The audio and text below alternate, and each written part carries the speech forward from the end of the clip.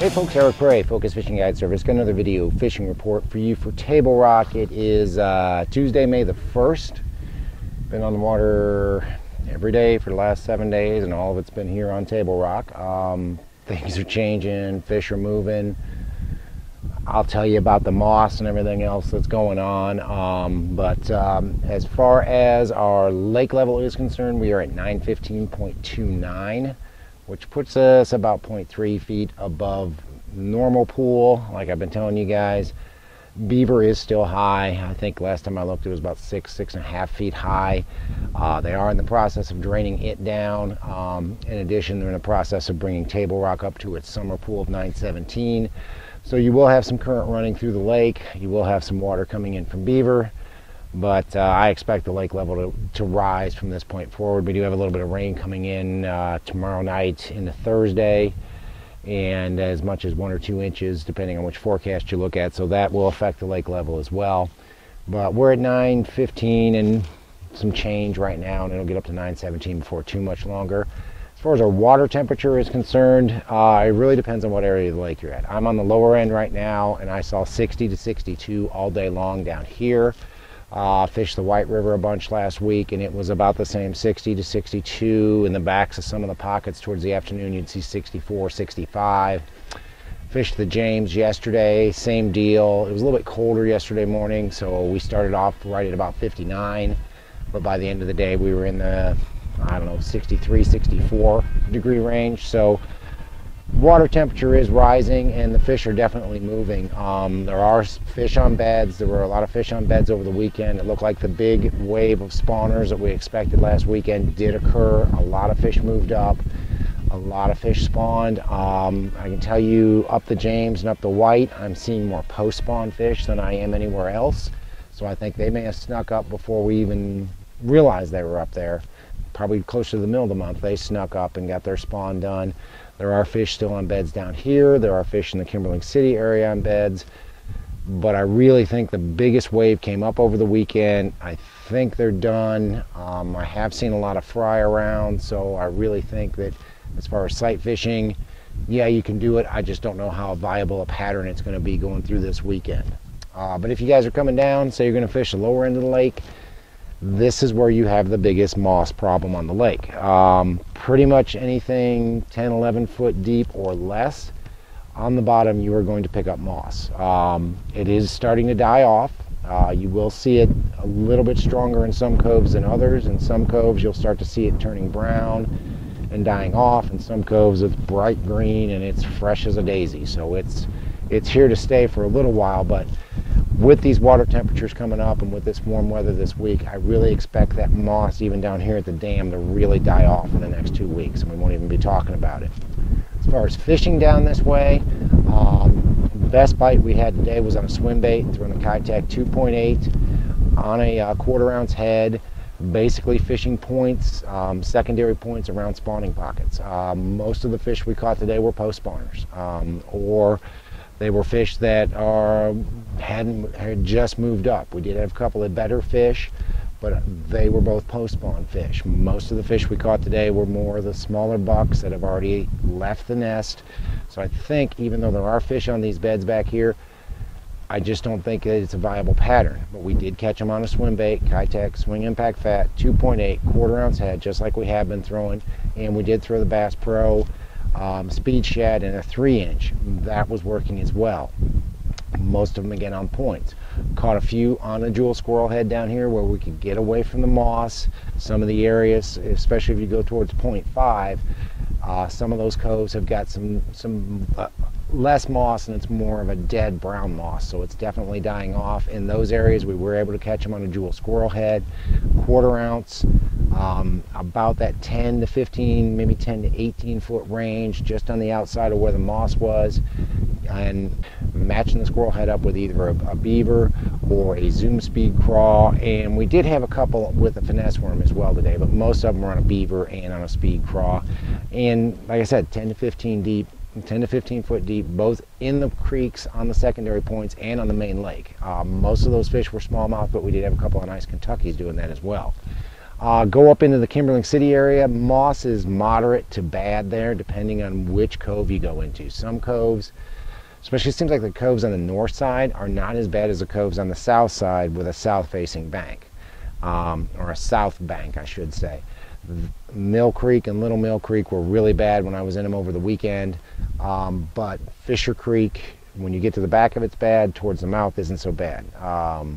Schooner Creek, same way. Back of it's bad, mouth of it's not so bad. So you do have moss to deal with in the Kimberling City area.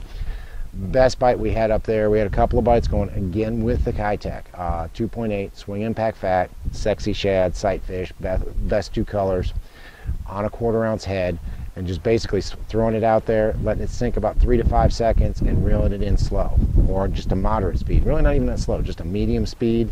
Most of the fish are suspended over top of that moss, so you will catch them doing that. If you back out a little bit further, squirrel head was really strong. Again, matched up with a speed craw, matched up with a beaver, or matched up with a creature bait. We caught several with a baby brush hog. Throwing it out there, letting it sink down to about 10 feet is all the shallower I wanted to go with it. Work it back out to about 15. Caught some better fish doing that over the weekend. And then we caught a few on a fluke as well. The fluke bite is not great yet, but it's getting there. We caught a few with a fluke, most of them around boat docks and most of them in the shade of the boat docks. So if you want to throw a fluke, make sure you're concentrating on the shade of the boat docks. That's where most of your fish are going to come from on a fluke.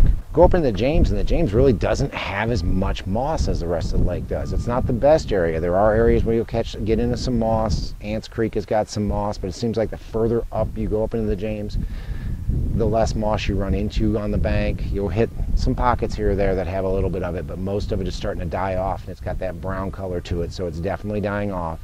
We did well yesterday with a Jewel Pro spider jig, 5/16 Okeechobee blue, matched up with a beaver.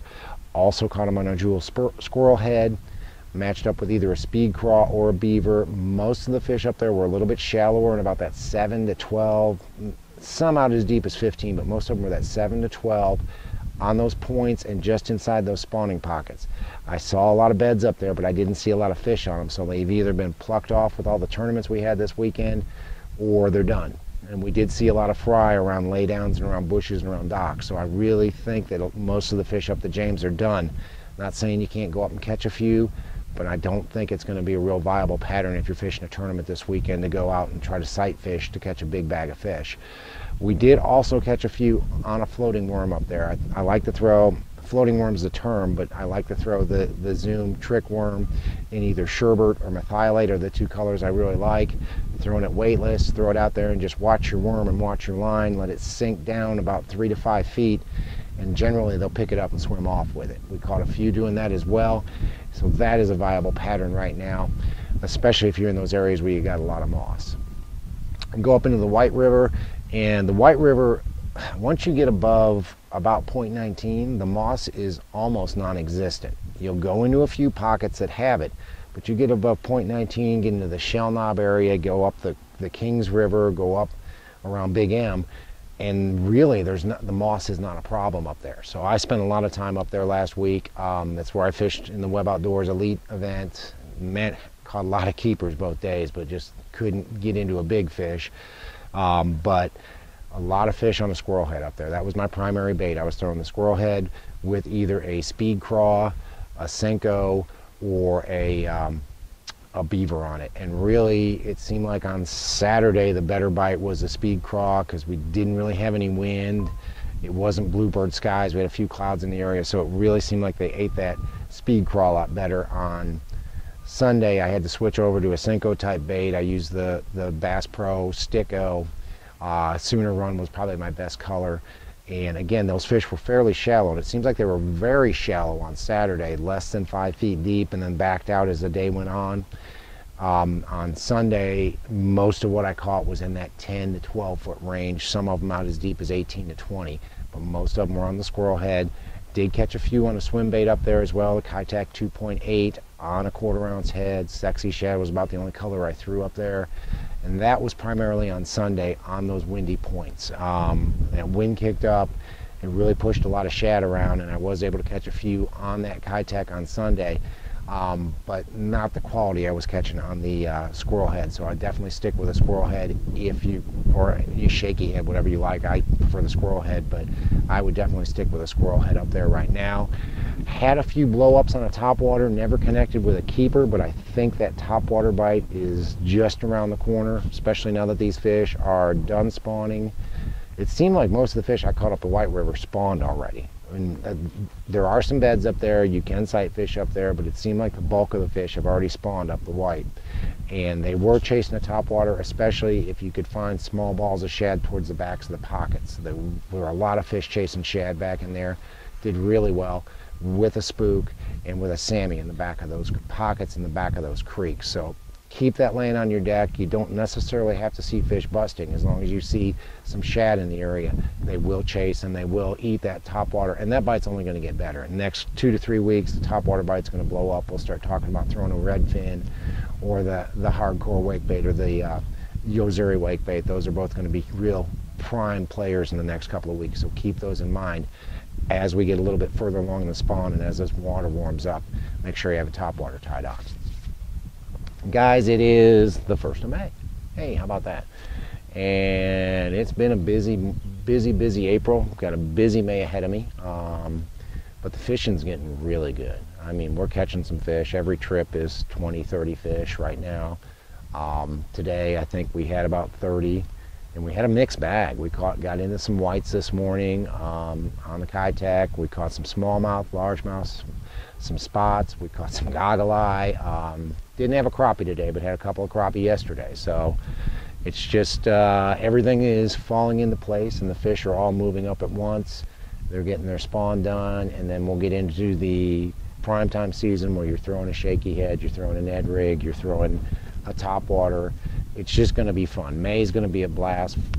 June's going to be a blast. So guys, if you're coming down, maybe you bought a lake house and you want to learn how to fish the area, maybe you got a derby coming up and you want to get a little edge on the competition, or maybe you just want to come down and catch fish and have a good time. Whatever it is, if you want to hire a guide, give me a call. It's Focus Fishing Guide Service. You can reach me at 417-860-4743. Hit my website, focusfishing.com. Shoot me an email, book online, whatever you want to do. I will get back to you as soon as I can. But get a hold of me. The fishing is going to be a blast through May, probably through June. Usually at least the first 2 weeks of June are a blast, and then we start to move out deep and we'll catch a bunch of fish deep. So if you're thinking about learning how to drop shot, look at the end of June into July. But guys, get a hold of me. We'll go out fishing. We'll have fun. Thanks for watching. Take a minute to subscribe if you haven't subscribed. I'd appreciate that. But thanks for watching. Can't wait to hear from you. We'll see you on the water.